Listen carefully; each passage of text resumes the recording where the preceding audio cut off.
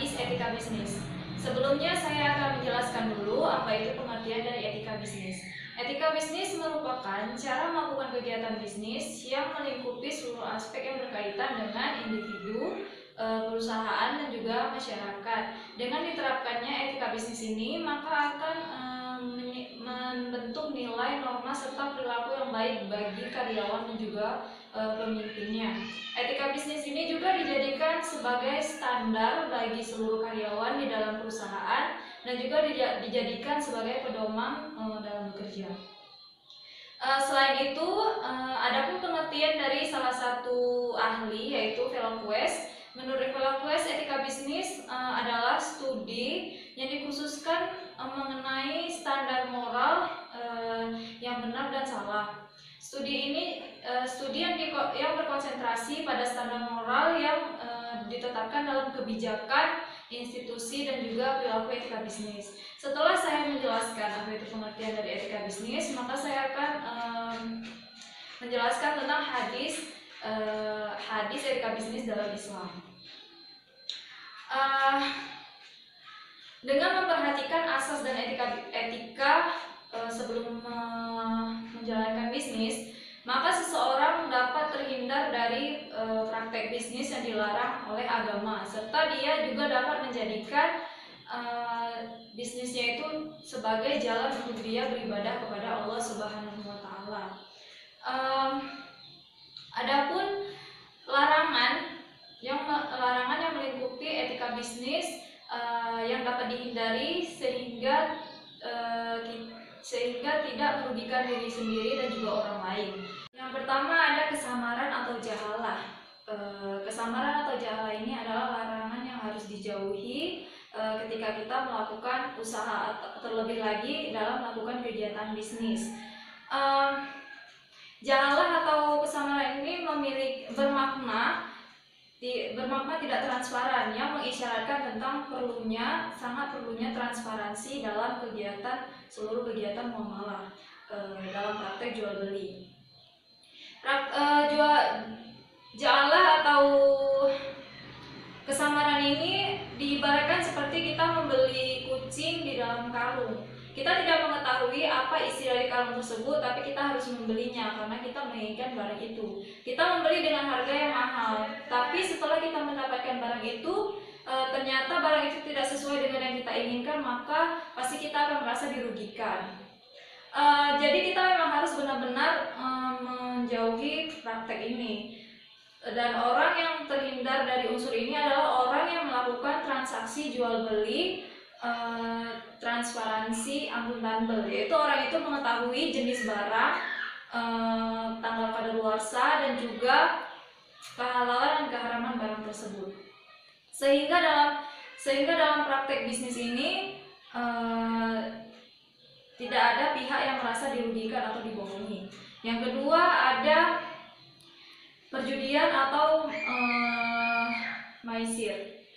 Jadi keharaman segala bentuk perjudian dijelaskan dalam hadis Nabi Muhammad SAW yang berbunyi dari Ahmad bin Amru. Nabi Muhammad melarang meminum khamar, perjudian, membeli barang menggunakan dadu. Jika gambar atau pilihannya terlihat maka ia berhak membeli. Dan Nabi melarang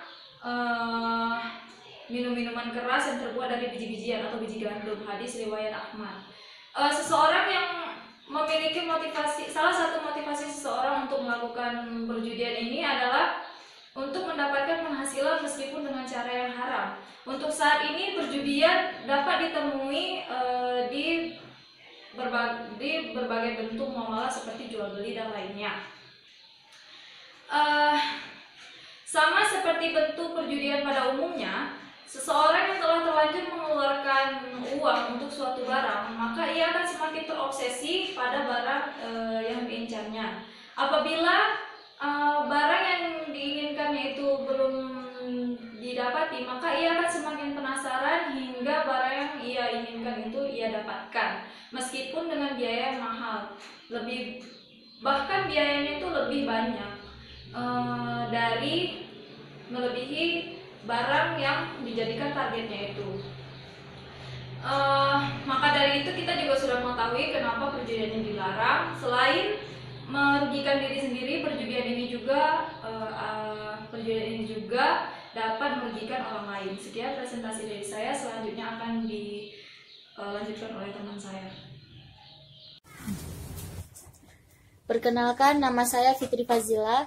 Saya akan melanjutkan materi dari teman saya. 3. Penindasan merupakan tindakan melampaui batas yang sering terjadi dan digunakan oleh seseorang untuk memperoleh keuntungan sebanyak-banyaknya. Adapun contoh-contoh penindasan di dalam bidang muamalah seperti penipuan, pemaksaan, penimbunan barang sehingga melonjaknya harga pasar dan terjadinya kelangkaan barang. 4. Riba atau mengandung unsur riba merupakan salah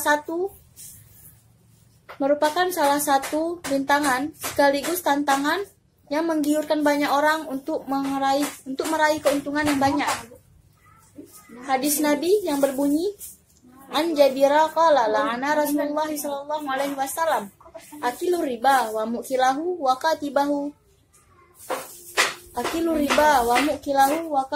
wa syahidahi wa kalahum sawaun, yang artinya dari Jabir ia berkata, Rasulullah sallallahu alaihi wasallam melaknat orang-orang yang memakan riba, yang memberikan riba, yang menuliskan riba, dan 2 orang saksinya. Beliau bersabda bahwa mereka itu sama. Hadis riwayat Muslim. 5. Unsur yang membahayakan atau ad-darar merupakan perintah maupun larangan dalam Islam, memiliki tujuan yang sangat prinsip dan mendasar guna untuk menjaga 5 kebutuhan mendasar manusia.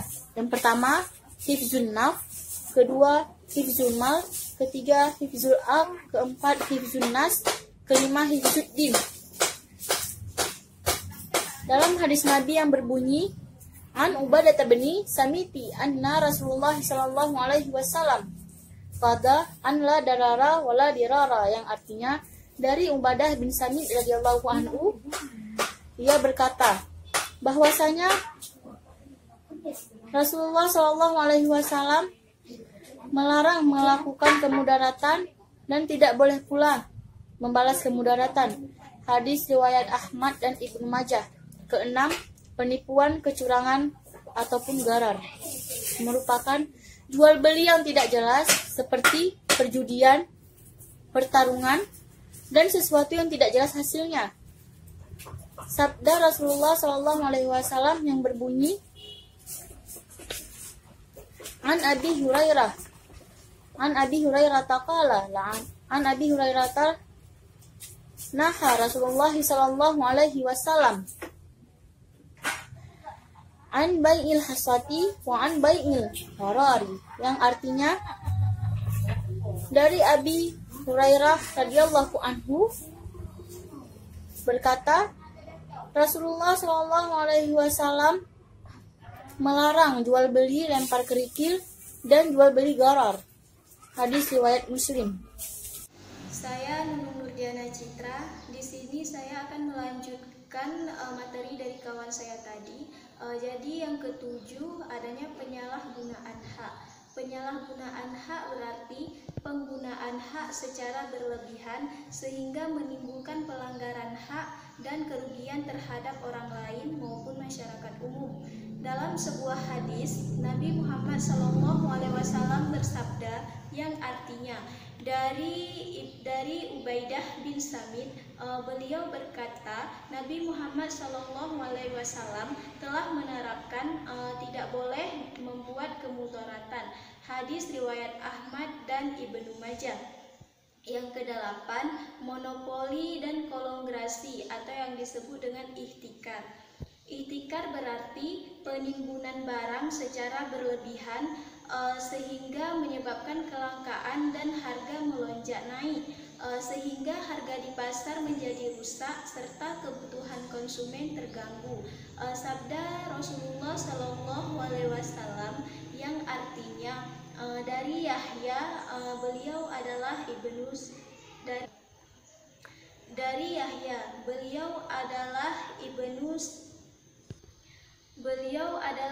Sa'id. Ibnu Sa'id berkata, Sa'id Musayyab telah memberitakan bahwa Ma'mar berkata, Rasulullah Shallallahu Alaihi Wasallam bersabda, barang siapa yang menimbun barang maka ia berdosa. Hadis riwayat Ahmad dan Abu Daud. Yang kesembilan, adanya objek bisnis bukan dari sesuatu yang haram.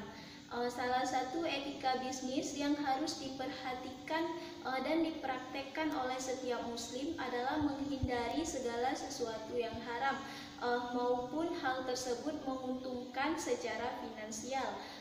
Dan setiap muslim juga dilarang memperjualbelikan barang-barang yang telah dilarang oleh agama, seperti menjual daging babi, minuman keras, dan narkotika.